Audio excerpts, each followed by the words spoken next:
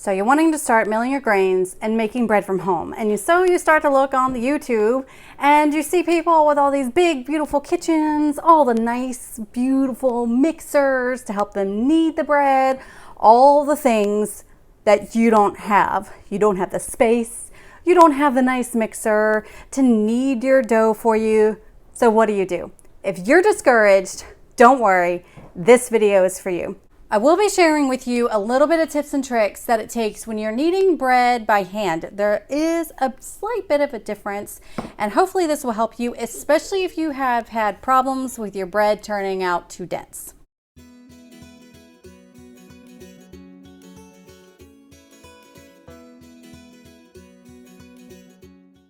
Today I'm going to be showing you how to make bread from freshly milled wheat using my large 2-pound loaf bread recipe that I have done, and all we're using is a bowl, a good wooden spoon, a whisk, a scraper, and my little rolling pin, and my grain mill, of course, and that's it. And I'm going to show you how we can make these big beautiful loaves even when you have to knead it by hand in a small kitchen.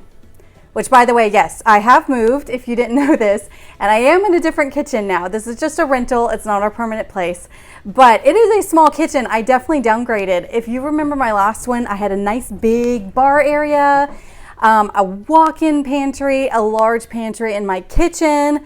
I don't have those anymore. I've had to get really creative with my storage and how I utilize the limited counter space that I have. One good thing about small kitchens is it definitely encourages you to keep everything clean, because otherwise you wouldn't have the space to do anything. And I prepare all the meals in this place for my entire family. We are a large family, and I cook every single day pretty much. We might do leftovers, but we don't eat out a lot, and I'm using this kitchen all the time. But today I'm going to show you how to do it in a small space, and all you've got is a grain mill. I know that grain mills can be very expensive, so when you finally get one, you can't necessarily afford the other $300–400 really nice mixer. Some are up to $700, and that's okay. Remember, people have been making bread for thousands of years without any fancy equipment. They even had to grind the grains themselves. So if you've already got a grain mill, you're already way ahead. I'm going to be showing you how we can do this, and I hope this video is an encouragement to you. Yes, it does take a bit more time to knead it by hand than by a machine. Yes, it does take more muscle to do it as well, but you can do this. Please do not let it discourage you from making your own bread at home with freshly milled wheat.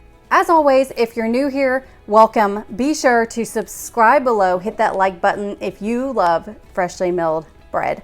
Also, check out my website, grainsandgrit.com/recipes, for the loaf bread recipe that I'm using. I have done a video about it before, but it was with using my Bosch Universal Mixer. And I'll link that video up here if you're interested. This will be pretty much the same recipe, and I have that printable recipe on my website. Also, if you enjoy this channel and if this has been helpful for you, feel free to buy me a coffee. The link is down below where you can help support this channel. By doing that, it allows me to save up money to buy more equipment and tools that I can try out for you guys, as well as all the ingredients for all the recipes that I'm trying out. And it just helps me out overall. Plus, I have a million people that I have to feed all the time, and they never stop eating. So link down below to buy me a coffee and support this channel. I also will be linking down below my grain mill, my Bosch Universal Mixer, what I like, and any other materials that I can list. So if you're wanting or needing these items, you can check those out below. I also will be linking where I list my grains. I predominantly buy them from Azure Standard, but I know people have bought them from Pleasant Hill Grains. I'll link that below, and also Bread Beckers, link that below, and other things as well. So be sure to check out that description box below for all the things if you're looking for it. I've got it there. I've got you covered. Before we get started, as always, question of the day. Do you have a mixer that kneads your bread for you? Do you have a bread machine? Do you have a Bosch Universal Mixer or the Ankarsum mixer or just a KitchenAid? Let me know in the comments below, and let me know if you knead by hand. I would love to hear from you. All right, so let's put the hair up. Aprons on. You're gonna need it definitely for kneading by hand. And let's switch this camera around and let's get started. All right, So here we are, we're gonna start doing this. And if you've seen my regular recipe, it's the same one in my bread video that I did, but you saw it with my machine. There are a few slightly different tips and tricks you can use when kneading the dough by hand, but good news, starting off is the same. We do want to proof our yeast. Even though I might not have to do this exactly, we're gonna do it anyway, because just to make sure that that yeast is good. So starting off, we're going to get our grains. Now this loaf, I did something different. This is actually a mixture of hard red wheat and spelt. My last one was actually a hard red, hard white combination, but I love this combination, hard red and spelt. Now the spelt is not gonna rise as well with a tall loaf bread, but this hard red really helps it to rise. So what I like to generally do is, so basically 2/3 hard red, 1/3 spelt. I just throw them in to my mill at the same time. So this is all combined. All right, so we're gonna measure 3 cups of the flour in here with our yeast and warm water. Your water does not need to be scalding hot. It just needs to be warm or hot. Yeast likes warmth.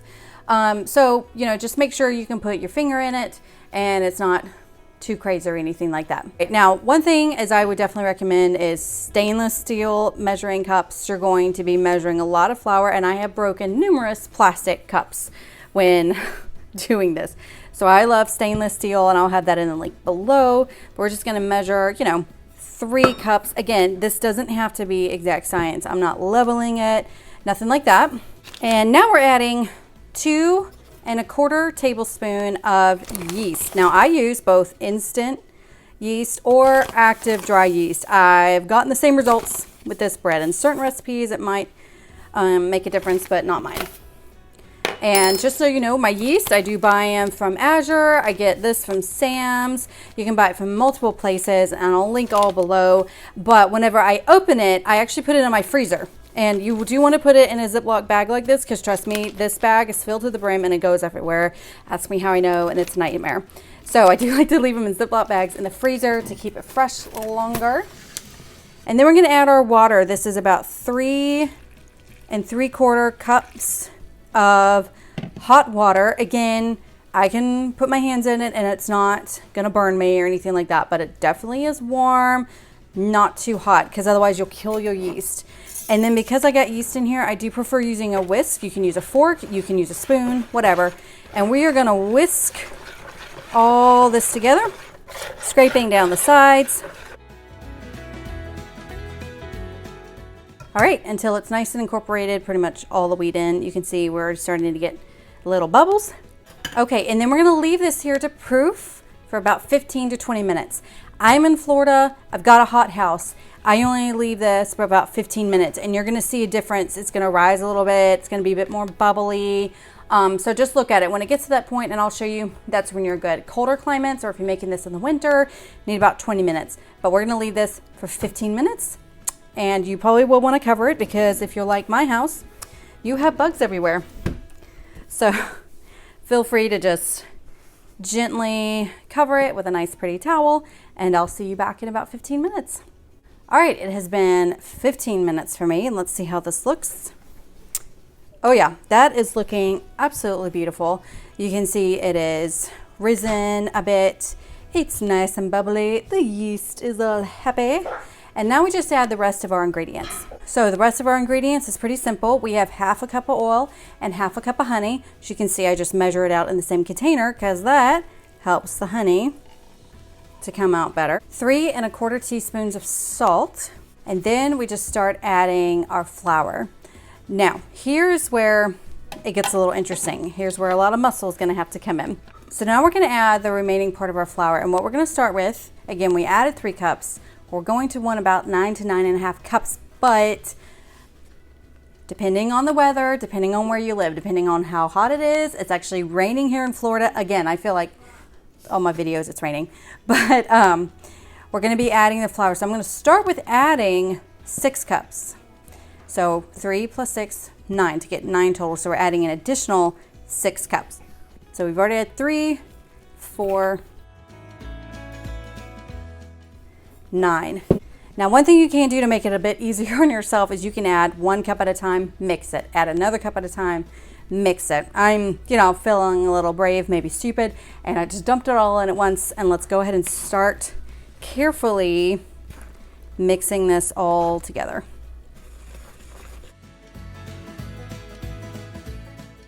Now, I purposely chose a very small space in my kitchen, one of my small spaces. I do have one that's a bit bigger because I wanted to show you that you can do this in a small space. So if you're in an apartment, that's where I started with. That's where I started at a decade ago, and I had a tiny little apartment. I actually had to put like my mill on a washing machine because it was right there in the kitchen. So don't use the fact that you have a small space as an excuse to not make your own bread at home, because you can. And these are very large loaves. If you don't want to handle this much dough, feel free to just half the recipe to make 1 loaf, and it's going to work just fine. So just half everything for that 1 loaf, and that will be easier. Again, I'm making 2 2-pound loaves in this dough. But I wanted to just stick with the original recipe that I used to show you that it can be done by hand. All right, at this point, I've incorporated 9 cups of flour into this, and I pretty much have got it together, but as you can see, it's definitely not any sort of a dough at all. It does need to be kneaded. Now, it is a wet dough right now. As you can see, it is sticking to the spoon and everything, but at this point, whenever it's holding its shape, if it's not kind of holding a shape right now, add a little bit more flour, incorporate that in. I might go ahead and do that just a little bit. Always add, this is maybe an 1/8 of a cup, maybe. Adding just a little bit more to get just a little bit more flour in the bowl before I bring it out onto my counter. We're gonna try and get all the flour in. And again, a good stiff spoon is needed. You don't want to use some sort of rubber spatula like this, because you're going to have problems. It's just it's going to be annoying. You can use it, but it helps to have a very stiff wooden spoon. This one I got from Azure. I'll link it below. I really like it, but any good wooden spoon will be just fine. Okay, so now we've got this. Again, you can see it is sticking, but it's to a point where I'm now going to dump it on my counter, and I'll show you how I'll go ahead and prep for this. First thing you want to do is probably take off any jewelry and watches that you may have, because it's about to get messy, y'all. And cleaning the jewelry and the watch, not so fun. Just make sure you put it in a place that little tiny hands can't get to it, if you've got those, or that you remember and won't lose it. Okay, so as you can see, it's kind of gathering a little bit into a ball, still very sticky, but it is at a good spot to start kneading. One thing that I highly recommend that you get if you're kneading by hand is a good scraper. I got this at Dollar Tree, $1. You can use a paint scraper. I actually learned that from Julia Child in her bread video. But a good scraper is going to help you scrape this off your counters. If you are not wanting to use your countertop for whatever reason, I know Julia Child talked about a marble slab being really good for bread, and she said you could just go and get a marble slab from like a Loaves or Home Depot, your local hardware store. Ask them for just, maybe a sample tile piece or something, and that's great. If you have one of those very large wooden boards, you can use that as well. I've seen them where you can fit them over your entire stovetop. And I think those are called noodle boards, because they were designed to do noodles on them. They're very, very big. If I find any, I will link them below if you would like that. Again, that allows you to put it on top of your stove, increasing your counter space. Great for small spaces. And again, I'll link it below if I find one. But I'm okay using my counter. It is clean. Do not worry. And we're first going to add some flour. Now, this is where you can really mess up and get a dense loaf by adding too much flour. Again, I talk about this in my common problems with bread, is if your bread comes out too dense, it can result from adding too much flour. So don't just dump a ton of flour onto your counter space, because your bread itself may not need it. So I dumped maybe a 1/4 cup, and I'm spreading it around here. I've got a little bit of flour in my hands. and time to dump it all. Okay. And now at this point of the kneading, I'm just starting. I already know that I'm probably going to need more flour, and I'll go ahead and flour my hands a bit. Eventually, we're going to switch up to another technique, but we now have to start kneading. To knead by hand, get ready, put on some music or a YouTube video or something like that. Put on me, put on my videos. And because you're going to be here for about 15, maybe even 20 minutes, you really need to not skimp on this part. And you need to knead well. Remember, your bread needs to be kneaded. And as you can see, I'm starting. I just use this as my right hand to help me scrape up the dough and just start kneading vigorously. And right now, it's not really sticking to my hands. So I'm definitely not going to add more flour. But you just kind of keep scooping the flour back on. And you just start kneading. And a technique that I like to do is scrape up, fold over, knead down. Another side, scrape up, fold over, knead down. Now, you can see it is starting to stick to my hands. At this point, I start rolling up all the flour I have on here, but I don't necessarily want to add more flour because the dough is starting to feel kind of good. If you see, it's barely sticking to my hands. And it's starting to come back. It still needs to be kneaded. It's not as smooth as I like. But if I add too much flour, it's going to be dense. So I actually just wet my hands. So gently wet the hands. And now I can start doing it some more. And if you had a smaller loaf, one thing Julia Child did is you slam it on there and knead it. Be aggressive. Be aggressive. This is actually a wonderful way to get out some aggression. Now, it is still starting to stick, and if it starts getting really sticky, even though I've wet my hands, I am going to add just a little bit more flour on here, because if it just gets to the point where it's just sticking and you can't work with it, you're just going to have to add a little bit more flour. It is normal to add a bit more flour when doing it by hand than by machine. And this is just going to take some instinct. You just need to practice. The more practice you do, the better it'll be.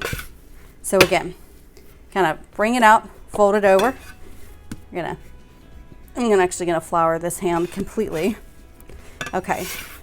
See, if I didn't have a scraper, this is what it would be doing. So the scraper just really helps me to not just add tons and tons of flour unless I absolutely have to. Let's see how long it's gonna take me to knead. And now, you just got to keep kneading. Again, if you got to add flour to your hands, just barely add it. And now we're going to knead until we get a smooth dough. Because if you can see, this is looking a little, it's not really smooth. It's looking a little rough. And I just know that it still needs to be kneaded. Also, if I do this, it's not quite bouncing back. It's still a bit sticky on my hands. And I will speed this up for you guys, and I'll see you back here in a bit and let you know how long it takes me to knead this.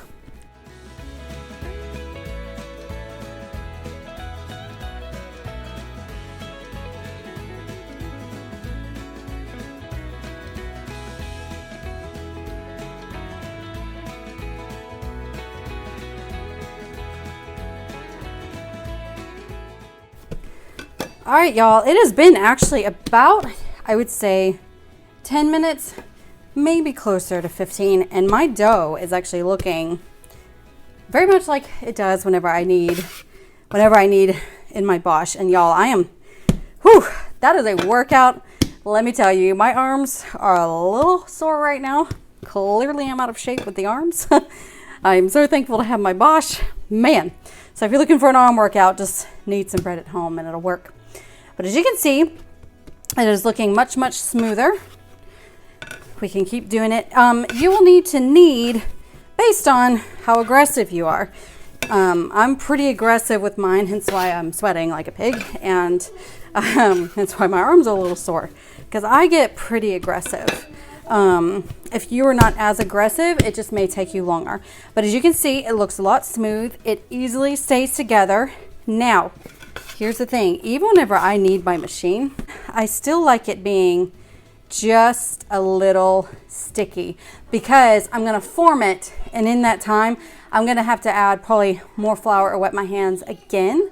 So I don't want it already to be perfect with the flour. I want it just under the perfect flour content.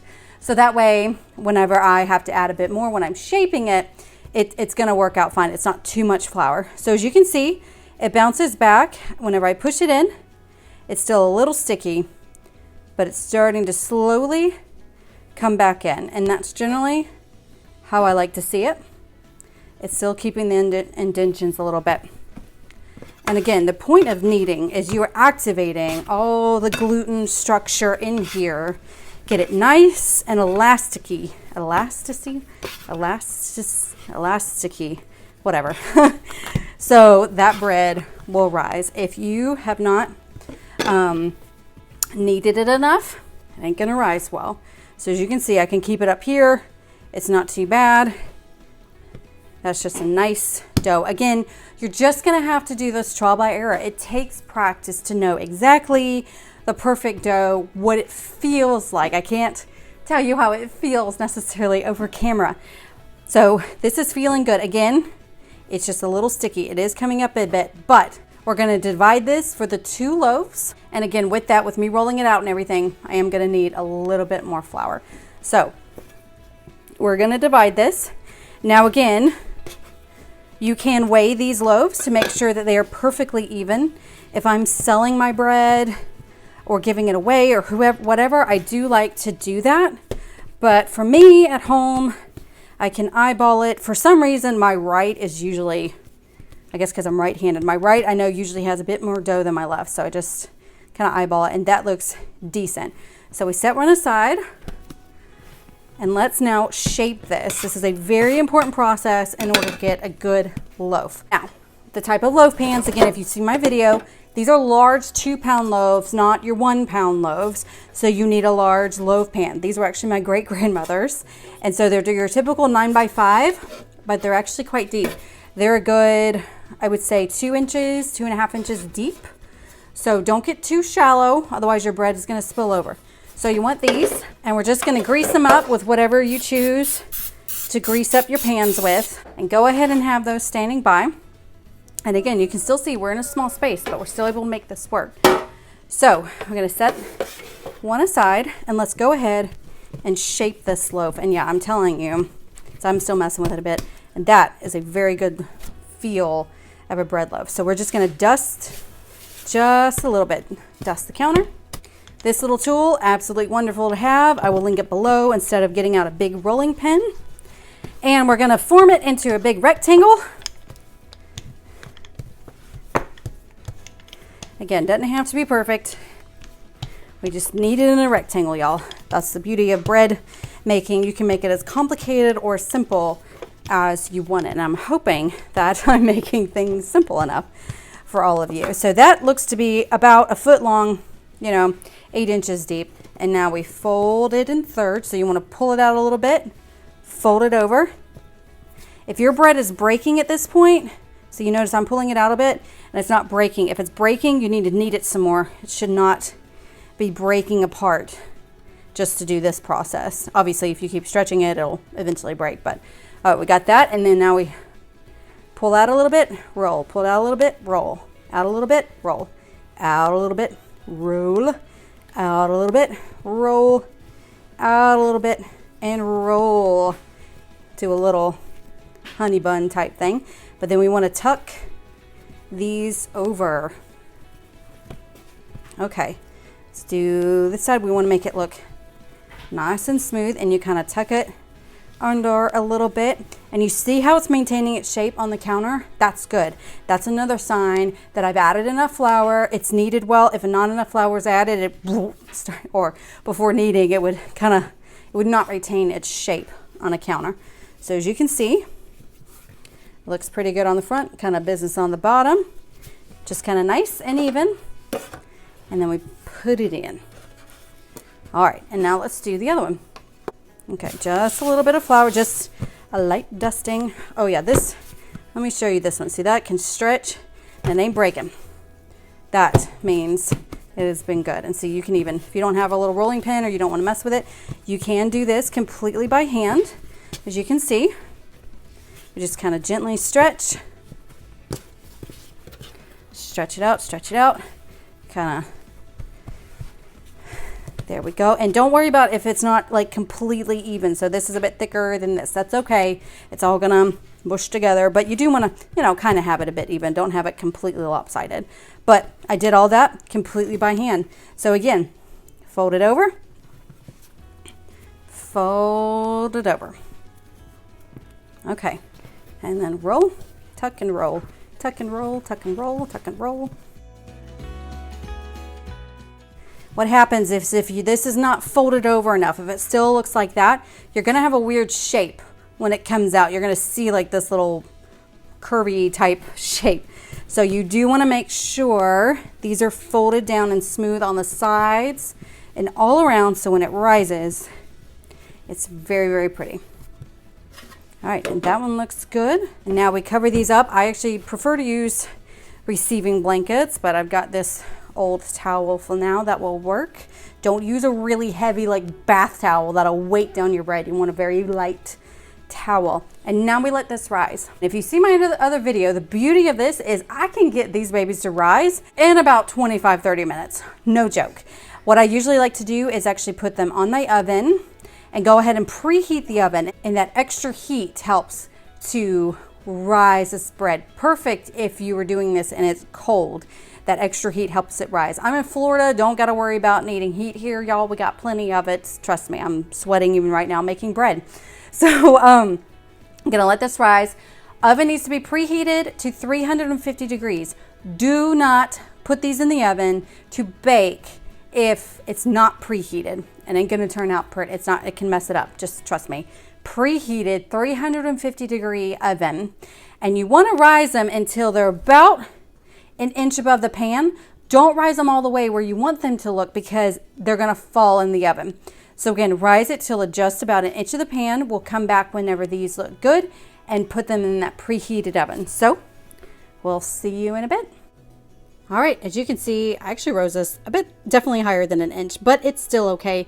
Again, you're gonna know better how it is, and it's time to put them in the oven, and we're gonna bake them for about 25 to 35 minutes, depending on your oven temperature. But again, 350 degrees, and let's put them in.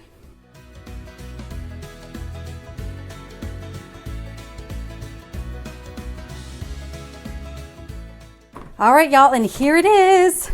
Dun, dun. As you can see, it rose beautifully. We let it get just a bit brown on top, and then we just leave these in here for about 5 minutes in the pan, and then we take them out. All right, so let's go ahead and take them out of the pan. Let's see how they look.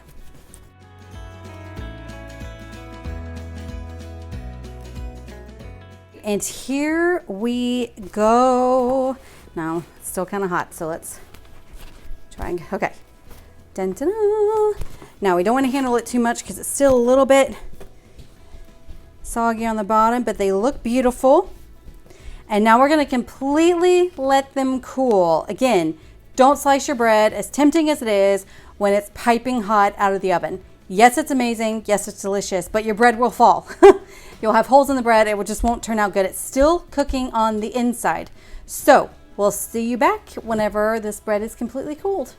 All right, and now it's time to slice this up. I actually did not wait until it was fully cooled down to slice it. It was mostly cooled down. And as you can see at the very top, it's kind of squishy a little bit. That's what happens when you don't let it cool down all the way. But it still slices well.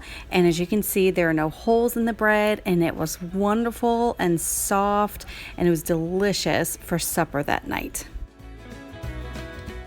Well, we did it, y'all. We kneaded these bad boys by hand, and we made some delicious bread. This is, again, my regular loaf recipe description box below that has a printable recipe for you.